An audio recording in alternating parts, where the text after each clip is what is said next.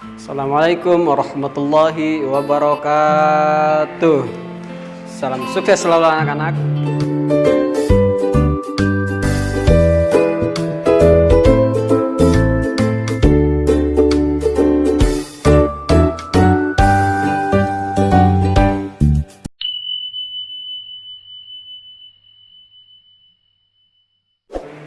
Dengan cerahnya pagi ini, Bapak akan menerangkan tentang pelajaran SKI yang bertemakan masih kehidupan Ali bin Abi Thalib, tetapi ada beberapa yang berbeda dari minggu yang lalu. Ya. Baik, yang pertama Bapak akan menjelaskan tentang Ali bin Abi Thalib setelah dewasa.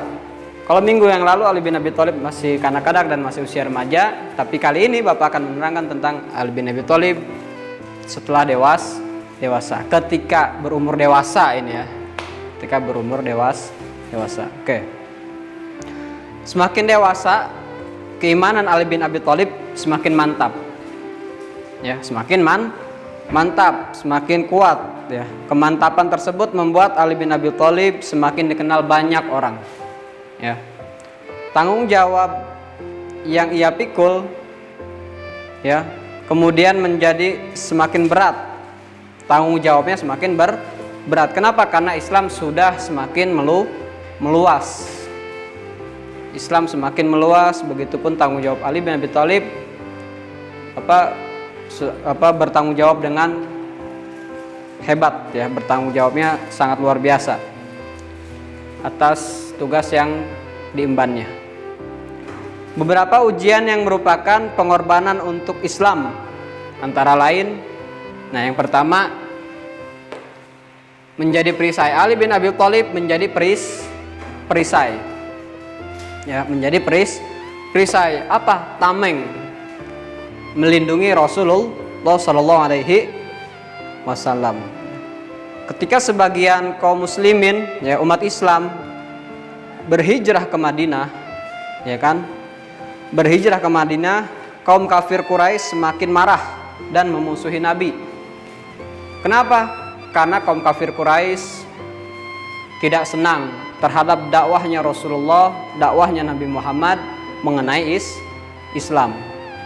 Kenapa? Karena Islam itu jauh berbeda dengan ajaran nenek moyang, yang mana ajaran nenek moyang itu membolehkan, menghalalkan minuman keras, khamar, judi, ya kan?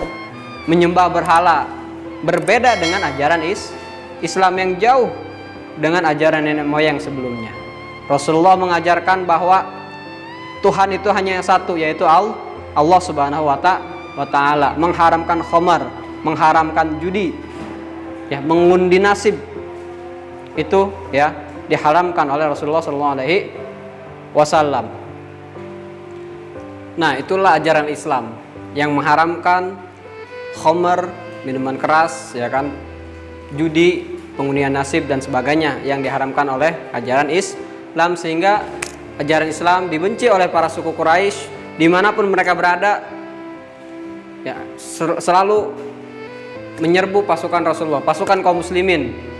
Kenapa? Karena tidak senang terhadap dakwahnya Rasulullah SAW. Oke, ketika itu Rasulullah SAW berada di rumahnya, ya, berada di rumahnya. Nah, ketika itu banyak kaum kafir Quraisy membuat siasat, ya kan, membuat siasat ingin membunuh Rasulullah, ya, agar dakwah Islam tidak menyebar kemana-mana. Ya.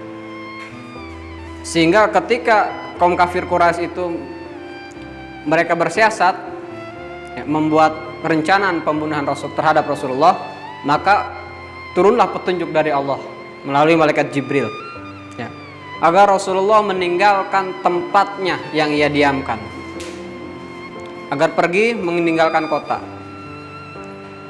Sehingga dengan datangnya petunjuk dari Allah, Rasulullah pun memberikan pesan kepada Ali bin Abi Thalib. Ya, Rasulullah berbicara kepada Ali bin Abi Thalib bahwasanya Rasulullah SAW sedang diburu oleh kaum kafir Quraisy yang ada di kota tersebut. Dan mendapat wahyu Allah agar meninggalkan kota, rumahnya Rasulullah SAW. Sehingga dengan demikian Ali ya, yang tumbuh semakin dewasa dengan sikap Ali yang sangat tangguh, gagah, cerdas, ya kan? Ali bin Abi Thalib mengiyakan kepergian Rasulullah SAW beserta Abu Bakar As-Siddiq yang mendampingi Rasulullah, sehingga Ali bin Abi Thalib menggantikan posisi Rasulullah yang tertidur. Di mana? Di kamarnya Rasulullah, di tempat tidurnya Rasulullah. Tapi Rasulullah mencemaskan. Kenapa mencemaskan? Karena Ali masih muda. Ali masih muda. Tapi apa jawaban Ali? Ya Rasul, seandainya aku mati, maka akan tumbuh 1000 Ali setelah diriku. Itulah jawaban kemantapan Ali bin Abi Thalib. Sehingga yakinlah Rasulullah, lalu berangkat Rasulullah bersama sahabatnya Abu Bakar As-Siddiq kemana? Ke Gua Sur. Gua Sur ya. Bukan bawa kasur ya, Gua Sur atau Jabal Sur ya. Jabal Sur di sana. Dengan berangkatlah Rasulullah SAW dengan Abu Bakar As-Siddiq ya. Nah, begitu keluar dari rumahnya Rasulullah SAW itu mengambil segenggam pasir, pasir atas petunjuk Allah ya. Atas petunjuk Allah mengambil segenggam pasir, lalu pasir tersebut dibacakan ayat Quran. Quran yang berbunyi Bismillahirrahmanirrahim. Inna ja'alna fi a'naqihim aghlalan fahiyya ilal azqani fahum muqmahun wa ja'alna min baini aydihim saddan wa min khalfihim saddan faghshaynahum fahum la yubsirun. Ditiuplah pasir tersebut setelah Rasulullah membacakan ayat Al-Quran tadi, lalu ditaburlah pasir itu di mana? Di sekeliling rumah Rasulullah Shallallahu Alaihi Wasallam. Setelah ditaburkan pasir yang tadi dibacakan ayat Al-Quran atas petunjuk Allah, Rasulullah setelah menaburkan pasir tadi, berangkatlah Rasulullah SAW dengan Abu Bakar As-Siddiq menuju Gua Sur atau Jabal Sur ya. Nah, disitulah selama 3 hari 3 malam Rasulullah berdiam diri ya. Lalu surat apa yang tadi dibacakan oleh Rasulullah? Mungkin anak-anakku sekalian, kalau kalian sering bertadarus Al-Quran, pasti tahu surat apa yang tadi bacakan. Yang dibacakannya Rasulullah SAW ayat tersebut kepada pasir tadi. Surat apa? Ya, surah Yasin ayat ke-8 sampai ayat 9. Apa artinya? Sungguh kami telah memasang belenggu di leher mereka, lalu tangan mereka ya diangkat ke dagu, karena itu mereka bertengadah ke atas. Diikat ayat tersebut ya, diikat mengadah ke atas, dan kami jadikan di hadapan mereka sekat atau dinding ya. Setelah diikat di belenggu, lehernya ditarik ke atas, lalu Allah jadikan di situ belenggu dinding ya. Dinding bukan dinding ya, situ tebing ya, tembok seperti itu ya. Di depan, di belakang ya juga ada sekat, dan kami tutup mata mereka ya, sehingga mereka tidak dapat melihat. Itu arti dari ayat yang tadi dibacakan oleh Rasulullah SAW. Nah, kemudian Rasulullah SAW beserta Abu Bakar keluar dengan tenang ya,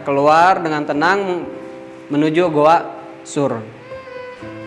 Nah, begitu para kafir Quraisy datang menyerbu Rasulullah, rumah Rasulullah, disitulah Ali bin Abi Thalib begitu masuk kafir Quraisy menghunuskan pedang dan tombaknya, pas dibuka selimut ternyata Ali bin Abi Thalib, ya kan? Ali bin Abi Thalib. Ya Ali, ya kan? Kemana Rasulullah? Kemana Muhammad? Ya kan? Aina Muhammad ya Ali, nih kan? Di mana Muhammad wahai Ali? Ya kan, terus Ali diinterogasi, mau dibunuh. Tapi Ali dengan tenang menghadapi kaum kafir Quraisy. Sehingga disitulah tumbuh kekecewaan yang sangat mendalam. Pada siapa? Pada suku kafir Quraisy yang ingin menyerang Rasulullah, tetapi yang dihadapi ketika itu ialah Ali bin Abi Thalib. Nges lah, lain Rasulullah nges, baralik ya, pada pulang akhirnya, ya, dengan membawa rasa lelah, rasa letih, rasa resu dan rasa kecewa kafir Quraisy yang tadinya gagah berani berkuda, ya kan, begitu sampai ke rumah Rasulullah, ya, sudah menciut hatinya, begitu langsung dihadapin masuk ke kamar Rasulullah, ternyata lebih menciut lagi karena yang dihadapi siapa? Ali. Rasulullahnya nggak ada, maka kecewa, makin menciut dia, kesel, ya, galau, ya, gegana, gelisah, galau, merana, ya. Disitulah barulah mereka sadar bahwa mereka telah tertipu oleh Rasulullah Shallallahu Alaihi Wasallam. Kenapa? Karena Rasulullah sebelumnya sudah diberi petunjuk oleh Allah agar berhijrah, agar pergi, ya, dari rumah yang didiami oleh Rasulullah Shallallahu Alaihi Wasallam. Baik, sekilas kisah dari Ali bin Abi Thalib, ya, menjadi perisainya Rasulullah Shallallahu Alaihi Wasallam. Sekian dari Bapak. Assalamualaikum warahmatullahi wabarakatuh.